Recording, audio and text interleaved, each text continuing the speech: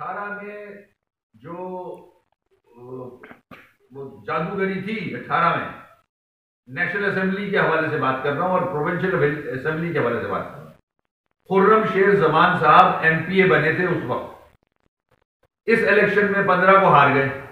आप एमपी अब जीत लिया और काउंसिलर और काउंसिल का वोट नहीं पड़ा आपको।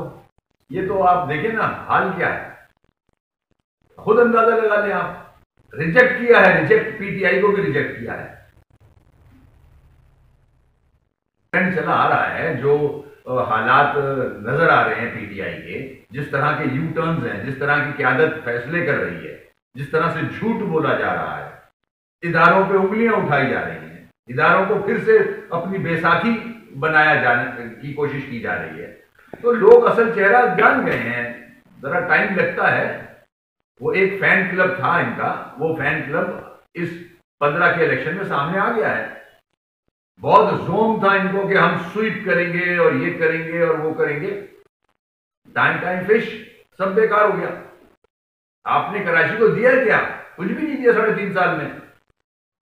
देखिए ऐसा नहीं है, बल्कि पीटीआई का वोटर जो है वो पीपल्स पार्टी की तरफ चला गया, जमात इस्लामी की तरफ चला गया। ऐसा है, हमारा वोटर तो घर से निकला ही नहीं है। हमारा वोटर तो घर में ही रहा है, उसने तो वोट नहीं डाला। हमारे पास सुप्रीम कोर्ट के डायरेक्शन है, जिसका मैंने जिक्र किया कि हम गवर्नमेंट के पास गए थे। चीफ सेक्रेटरी ने लेटर लिखा इलेक्शन कमीशन को रिगार्डिंग डिलिमिटेशन, हल्काबंदियां, जिस तरह से इन्होंने हल्काबंदियां की हैं उसको सामने रखा है हमने। अपने हल्के जो है वो 20-20 हजार रुपये कर रखे हैं, हमारे 70-80-80 90-90 हजार रुपये किए थे।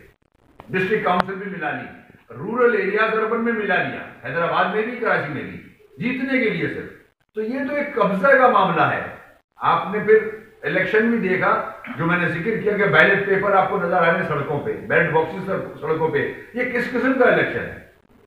इस पे तो 100 मोटो लेना चाहिए सुप्रीम कोर्ट को। मेजॉरिटी तो पीपल्स पार्टी के पास सीटें हैं, और वो भी जिस तरह से है सब जानते हैं, जमात इस्लामी भी जानती है। अगर ये फेयर इलेक्शन होता तो 20 से 25 सीटें पीपल्स पार्टी को मिलती। कराची हैदराबाद वोट नहीं डालता है पीपल्स पार्टी। ये तो इन्होंने मुजाफाती इलाके जो थे, जो रूरल एरिया थे, उनको शहर में मिला दिया। ये जादूगरी की है। और उसके बाद 25 से 30 यूसीज इन्होंने अपने पास यहां से जो जेरिमेंडरिंग की है, जो प्री पोल रिगिंग की है, वो सीटें हैं। तो 20 से 25 सीटें मिलती इनको जेन्युइन। मगर जमात इस्लामी जिस नंबर से है, मैं समझता हूं जमात इस्लामी ही कोशिश करेगी अपना मेयर लाने के लिए, अलॉन्ग विद पीटीआई मेंबर्स। मेरे ख्याल से, मेरी सोच है ये, अंडरस्टैंडिंग हो जाए। मगर हमारा बैड एक्सपीरियंस है पीपल्स पार्टी से, इनकी अंडरस्टैंडिंग हो नहीं सकती, क्योंकि ये नीयत ठीक नहीं है इनकी। हमसे ज्यादा कौन इनको हेल्प कर सकता है? हमारी वजह से इनके 10 फेडरल मिनिस्टर बने हैं, इनके नैब के केसेस सारे खत्म हो गए। तो अब हमारी कमर पे छुरा घोपा है, तो अल्लाह खैर करे जमात इस्लामी के साथ क्या होगा। हक है उनका, सीटें जीती हैं अगर तो बनना चाहिए, पीटीआई के साथ हो सकता है मिलके बन जाए। मगर फिर वही है कि इख्तियारात तो नहीं होंगे, नहीं किया है पीपल्स पार्टी ने और ना वो करेगी। तो फिर नया मेयर जो भी आएगा वो एडमिनिस्ट्रेटिव पावर्स भी नहीं होंगे उसके पास, ना फाइनेंशियल पावर्स होंगे। कराची से ऐसे अल्लाह का शुक्र है अभी भी मौजूद है, कोई आउट नहीं हुआ है। हमने असूलों पे सौदेबाजी नहीं की है। हमारा एक स्टैंड था, 1 साल से स्टैंड है कि हल्का बंदियों में आपने जेरिमेंडरिंग की है, आपने गलत काम किया है, प्री पोल रिगिंग की है, उसको ठीक कर दें। हम इलेक्शन लड़ने को तैयार हैं। इन गलत हल्का बंदियों में कैसे इलेक्शन लड़ ले? आपने देख तो नहीं लिया 15 तारीख को हुआ क्या है इन हल्का बंदियों पे। अच्छा, ये एतराज सिर्फ मुझे नहीं है, जमात इस्लामी को भी ये एतराज है हल्का बंदियों पे। मैं तो ये कहता हूं आज भी हल्का बंदियां ठीक करें, वोटर लिस्ट को ठीक करें, सेंसस बेहतर तरीके से होना चाहिए, फेयर। हम इलेक्शन से नहीं भागते, इलेक्शन आगे वक्त, आने वाले वक्त में भी आएंगे, इलेक्शन से कोई मसला नहीं है। हम जो हमारे साथ ज्यादतियां हो रही थी उनको हमने उजागर किया, सबके सामने लेके आए।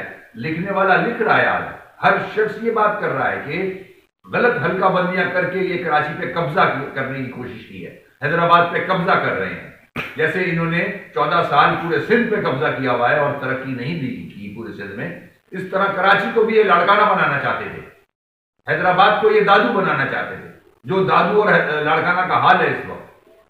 इंशाअल्लाह हम फैसले जो हैं वो सारी जमातों से धोखा खा के बेहतर तरीके से करेंगे। हमने इन पे एतबार किया था, सारी बड़ी जमातों के साथ मायदा किया था, इन्होंने कराची के लिए कुछ भी नहीं किया। अल्लाह का शुक्र है आज भी हम किंग मेकर हैं। 7 वोट अगर इधर उधर चले जाएं तो फारे पे सब मामला। शौकत भाई एक बात मेरी नोट कर लीजिएगा, आने वाले जितने इलेक्शन है 23 हो 23 के बाद का हो, एमपीएम की जरूरत इन सारी जमातों को पड़ेगी, ये मेरी बात याद रखिएगा।